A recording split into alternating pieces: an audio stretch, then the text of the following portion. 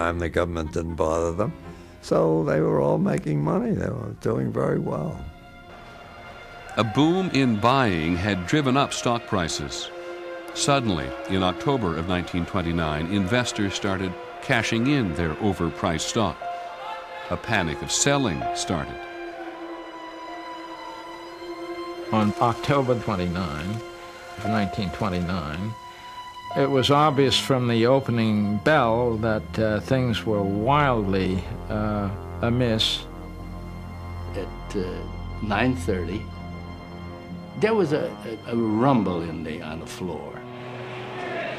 One of the page boys said, "Hey, Mike, look at the sell orders coming out of those phones." The wheels really started to come off. The stock market went into a free fall. Crowds gathered in the street outside of the exchange. At 3 o'clock, the bell rang and that was it.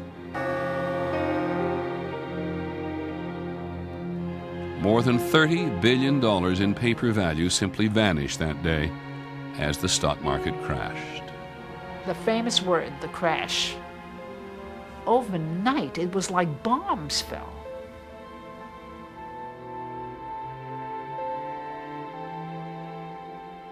The 20s bubble had burst, and with it, the decade's optimism. People lost every penny that they had. Nobody had any pensions. There was no Medicare, Medicaid, Social Security. If people lost their money, that was it. They were down and out. People jumped off the George Washington Bridge, which had only just then, not long ago, been built. People we knew. My father was wiped out. He never, psychologically, he never recovered.